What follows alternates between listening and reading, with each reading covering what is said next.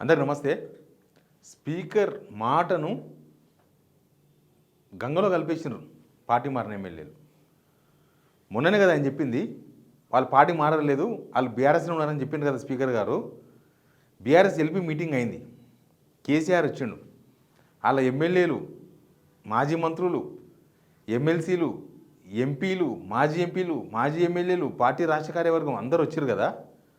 ఈ 5 మంది ఎమ్మెల్యేలు మిస్సింగ్.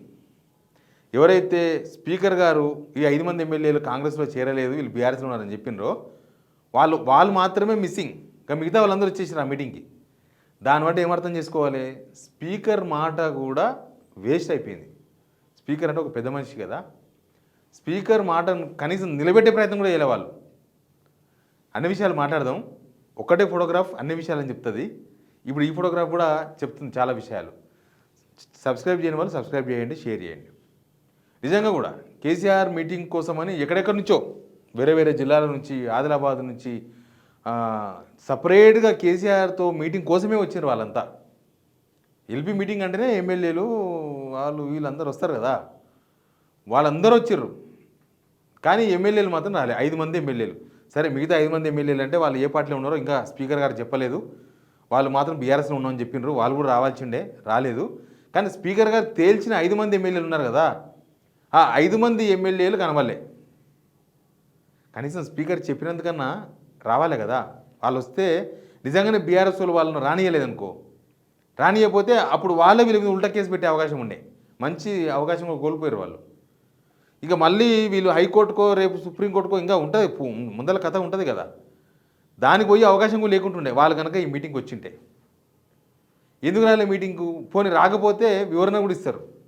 ఎప్పుడైనా పార్టీ ఎల్పీ మీటింగ్కు పెడితే రాకపోతే వాళ్ళు పార్టీ ఎల్పీ లీడర్కో లేకపోతే ఆ పార్టీ అధ్యక్షునికో వర్కింగ్ ప్రెసిడెంట్కో మేము పలానా ఇష్యూలో ఉన్నాము, పలానా దగ్గర బిజీగా ఉన్నాము, పలానా ఫంక్షన్లో ఉన్నాము, పలానా పాదయాత్రలో ఉన్నాము, లేకపోతే మేము వేరే టూర్లో ఉన్నాము, రాలేము అని ఇన్ఫర్మేషన్ ఇస్తారు. కనీసం ఇన్ఫర్మేషన్ కూడా ఇచ్చినట్టుగా మనకి ఇక్కడ కనబడలే. ఒక స్పీకర్ చెప్తే ఆ మాట కూడా కట్టుబడి ఉండరా? స్పీకర్కే మీరే కదా చెప్పింది, స్పీకర్కు మేము బీఆర్ఎస్లో ఉన్నామని చెప్పిండ్రు, మీరు కాంగ్రెస్ చేరినట్టుగా ఎక్కడ ఆధారాలు లేవు అని స్పీకర్ గారు చెప్పేసిండ్రు. అంటే మీరు కాంగ్రెస్లో చేరలేదు, బీఆర్ఎస్లో ఉన్నారని చెప్పిండ్రు. మరి ఈ మీటింగ్ ఎందుకు పోలేదు? ఏం చెప్తారు మీ ప్రజలకు, మీ ఓట్లు వేసిన ప్రజలకు మీరు ఏం చెప్తారు? మీరు దొంగాట ఆడుతున్నారని అర్థమైతే లేదా? ఇక్కడ స్పీకర్ గారు కూడా ఆయన ఇండివిజువల్గా యాజ్ ఏ స్పీకర్ తీర్పు ఇచ్చినట్టుగా కనబడతలేదు. దాన్ని కనీసం కనబడతాడనే చేయాలి కదా. అంటే అనవసరంగా స్పీకర్ గారు కూడా వెనుక ఫోర్స్ ఉంది, రేవంత్ రెడ్డి అయిన ఫోర్సు చేపిస్తుంది అంతా అందరికి తెలుసు. ఆయన బాగానే ఉంటాడు, కానీ వీళ్ళు స్పీకర్కి ఒక వాల్యూమ్ ఉంటుంది కదా, ఇప్పుడు అది కూడా పోయింది. ఆయన మాటకు ఇజ్జత్ కూడా ఇవ్వలే కనీసం వీళ్ళు, ఆయన మాటకు ఇజ్జత్ కూడా ఇవ్వలే. ఆయన బీఆర్ఎస్ ఉన్నారని చెప్తే మొన్న రేవంత్ రెడ్డి గారు కామెంట్ చేసిండ్రు, అసలు వాళ్ళు మీ పార్టీలో ఉన్నారని వాళ్ళు చెప్తుంటే మళ్ళీ మీరు పోయి కేసులు పెట్టుడు అయింది అన్నాడు రేవంత్ రెడ్డి. ఆయన అసందర్భంగా మాట్లాడిన సందర్భంలో నేను మాటలు అవి. కనీసం ముఖ్యమంత్రి మీకు ఇప్పుడు ఆయన్నే అభివృద్ధి ప్రదాత అని చెప్పుకుంటున్నారు, అభివృద్ధి కోసమే కలిసినామని చెప్పుకుంటున్నారు, ఆయన చెప్పిన మాట నన్ను నిలబెట్టుకోరా? కనీసం చూసుకోనికేనన్నా. ఎందుకంటే కేసీఆర్ మీటింగ్కి వచ్చిన వాళ్ళంతా ఏదో ఇక్కడ కేసీఆర్ కలవాలని వచ్చిన వాళ్ళు, కేసీఆర్ను చూద్దామని వచ్చిన వాళ్ళు, కేసీఆర్ ఏం చెప్తారో విందామని వచ్చిన వాళ్ళు, కేసీఆర్ మీటింగ్ అటెండ్ కావడం అదృష్టం అని వచ్చిన వాళ్ళు, అట్లాంటి వాళ్ళే చాలామంది, అందరు వాళ్ళే కదా. వాళ్ళు మీరు బీఆర్ఎస్లో ఉండి ఎందుకు బీఆర్ఎస్ మీటింగ్కు రాలేదు? ఏం సమాధానం చెప్తారు ఎవరికైనా?